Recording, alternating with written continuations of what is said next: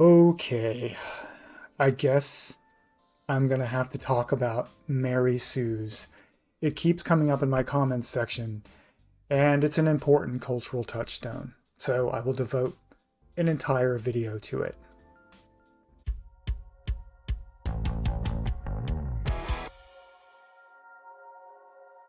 If you've watched any of my previous videos dealing with Star Wars, links on the screen right now, you may have picked up that I have kind of an unusual opinion about the concept of Mary Sue's.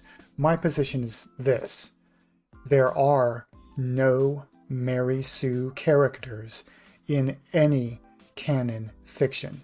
There are no Mary Sues in Star Wars.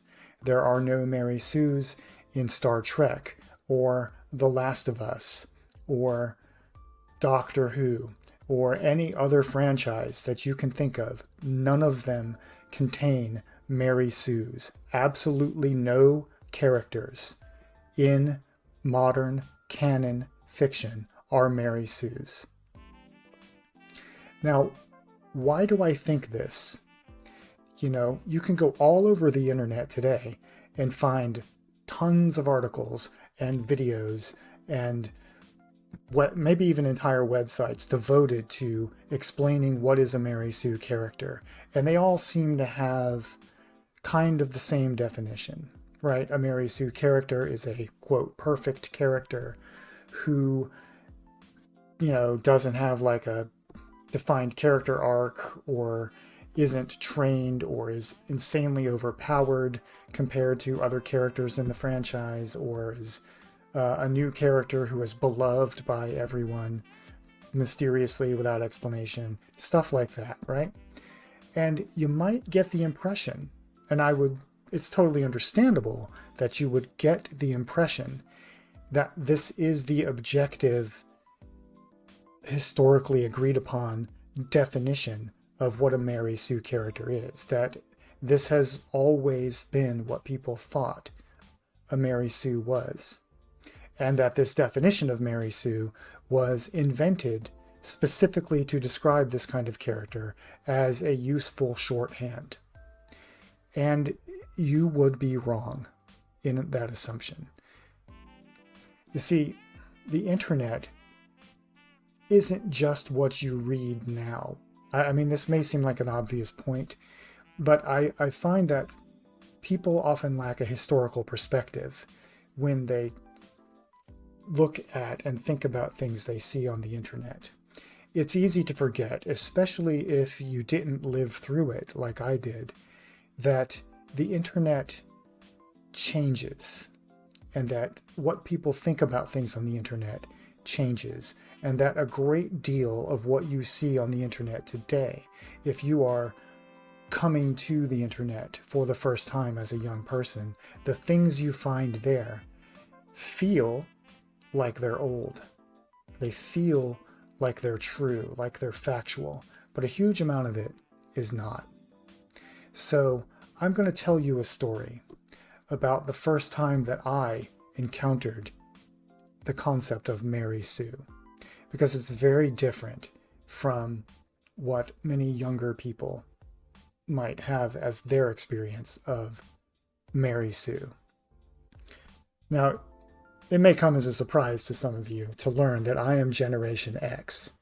This means that I was a teenager in the late 80s and early 90s period. And that's about the same time that the internet started becoming a thing. And back then, we didn't have YouTube, we didn't have Twitter, we didn't have social media really of any kind. We had message boards and bulletin boards. So nerds like me, who loved like Star Trek and Doctor Who and Star Wars, were for the very first time engaging with a technology that allowed us to find our tribe outside of our isolated Stranger Things existence that we had grown up with in the 80s, right? We started finally feeling like we weren't alone. And so I would hang out a lot on those message boards, particularly for message boards for Star Trek and Star Wars. Those were my two big ones back then. And I can distinctly remember, in retrospect, I remember this. It did not seem important at the time. And if I had known it would be a big to-do in the 2020s, I would have saved the receipts. But I can remember the very first time I encountered the phrase Mary Sue.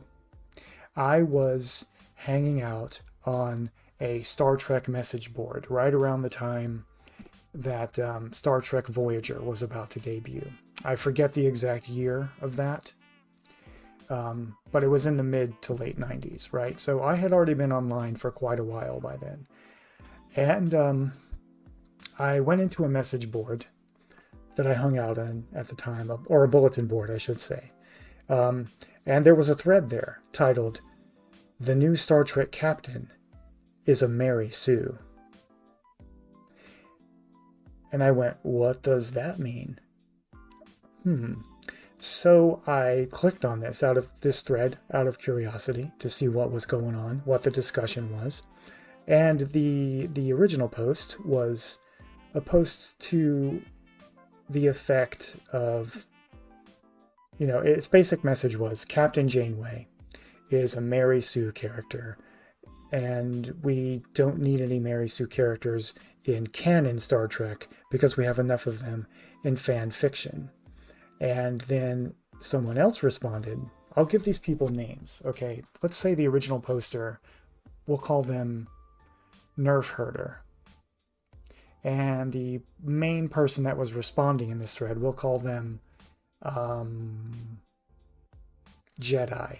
Okay, so Nerf Herder posted this long screed about how it was a mistake to have a female captain in Star Trek because we have enough Mary Sue characters in fan fiction. We don't need them being put in canon fiction. And Jedi responded with, wait, what do you mean by calling this new captain, who we haven't even met yet, a Mary Sue? You do realize a Mary Sue is just a fan fiction thing. It's not whatever you think it is. They only exist in fan fiction. And here's the interesting part.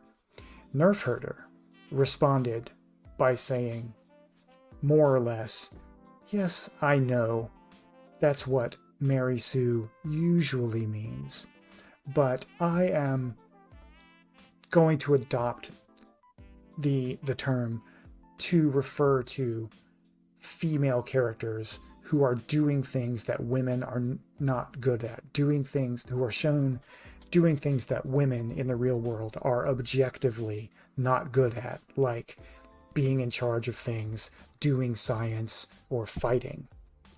And then Jedi responded, well, no, that is not what Mary Sue means. A Mary Sue is just when a fan fiction author creates a character based on themselves and has them go around the universe that they love and feel adoration from all the characters who live there. It has nothing to do with canon fiction. And then one of Nerf Herder's friends showed up and said, well, look, y'all, we need to understand that Star Trek is in danger of being taken over by politically correct feminists who are trying to insert their agenda into our Star Trek by shoving this female captain in our face. Females can't be captains of starships. So we are taking Mary Sue and we are going to use it as shorthand for our agenda. We are going to start calling all female characters Mary Sues because they are. And then the character that this Nerf Herder supporter, will call him Moof Milker. Moof Milker cited Ripley from the Alien franchise, which was by that point almost 20 years old, right? The first Alien movie came out, I think, in 1979. Then the sequel was in the 80s sometime. The first sequel, and Moof Milker pointed out that the character of Ripley had originally been written for a man, and it was just given to Sigourney Weaver. So Sigourney Weaver, according to Moof Milker, stole a role from a man. And this was done, according to Moof Milker and Nerf Herder, to advance their feminist agenda. You know, so I mean, I went through this whole thread reading it, trying to learn what a Mary Sue was and trying to understand what this conversation was all about. And Jedi had some supporters on that thread too, who all were coming in to say, no, Mary Sue has nothing to do with whether a character is perfect. It has nothing to do with whether a character is a woman. You know, this is not what a Mary Sue means. A Mary Sue is not shorthand for strong female characters who are good at everything. That is not what it means. It's only a fan fiction thing. And then Nerf Herder and Moof Milker would say, yes, we know that's what Mary Sue usually means, but we are taking it and changing the definition because we are engaged in a cultural battle here, a battle that's going to last generations. And if we don't organize, we, the true fans, don't organize around this feminist agenda now and try to stop it, then future generations are going to be degenerates or whatever, right? So they pretty much openly admitted that their goal was to change the definition of the phrase Mary Sue to mean any female character who was portrayed as being good at things that women are objectively bad at, like commanding starships, fighting, and science, as I mentioned earlier. And they applied this label to every single female character that current users of the Mary Sue cite as not being a Mary Sue. So Princess Leia was called a Mary Sue. Captain Janeway of Star Trek was called a Mary Sue. I was really into a lot of the early expanded universe Star Trek novels, so I liked the character of Mara Jade a lot. Mara Jade was called a Mary Sue. Buffy the Vampire Slayer was called a Mary Sue. Ripley, Sarah Connor, Mary Sue. Xena the Warrior Princess, Mary Sue. Every single one of them. So I find it super interesting that now, like 30 years later, the definition of Mary Sue that was intentionally changed as part of a political agenda in the 1990s has been adopted by modern generations as though that is always what it has meant. And it's interesting to me as I watch the landscape of our pop culture evolving that the phrase Mary Sue is almost always applied to female characters, and no one says, oh, well, we can apply it to male characters too, unless they are defending themselves from a charge of sexism. I have never encountered anyone who independently sees a male character and says, oh, that's a Mary Sue. It might happen, but I'm dubious about it.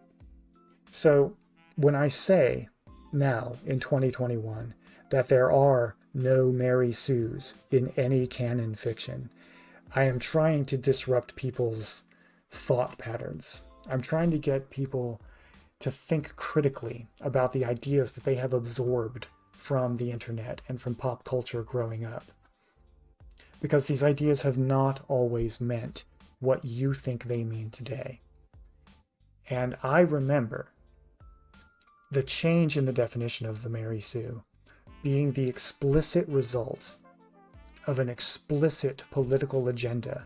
The people who started using Mary Sue to mean what it does today, back in the 90s, admitted openly that they were doing it for a political reason, that it was a political definition, and their goal was essentially to propagandize future generations of fans so that less of them would like strong female characters. Because if strong female characters became a common thing, that would lead to the emasculation of our culture. There would be more sexual and moral degeneracy in future generations, and so forth. You may have heard some of this rhetoric from alt-right people today. It was the same in the 90s. so that's the rant, right?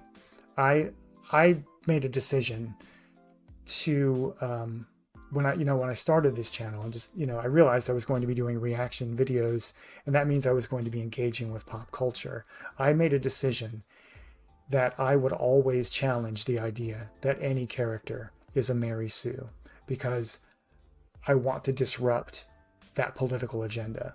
I want to get people to realize that the definition of Mary Sue they are using today is the result of a political agenda. It has not always meant this, and it probably won't always mean this. The definitions of words and phrases change. Now, realistically, we're probably stuck with this definition of the Mary Sue.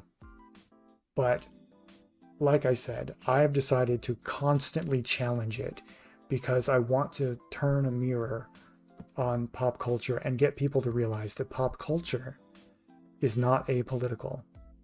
Everything in it is the result of people's biases, people's belief systems, and people's absorbed thoughts. No one is immune to propaganda. No one. Not you, not me. No one. We have all been propagandized. Some of us are more aware of it in some areas of our life and less aware of it in other areas of our life. And my goal is to get people like you, if you are someone who thinks that characters like Rey or Michael Burnham or the 13th Doctor, or pick your character. If you think any character in a canon franchise is a Mary Sue, I want you to consider just the possibility that you have been successfully propagandized. Just something to think about. So, thanks for listening to my rant. I will leave it at that. If you like what I'm doing on this channel, you know the drill. You can hit like, subscribe, share my videos, ring the bell so you get notifications of when I upload new content. You can check out my reactions on other playlists on this channel. The bread and butter of my channel is my reactions to the Vikings TV series. I'm also reacting to Harry Potter movies and the X-Men movies. In the future, I'll probably do Star Wars over again, just to see what happens. So, until next time, remember that what is best in life is to crush your enemies, see them driven before you, and engage in discourse with the women.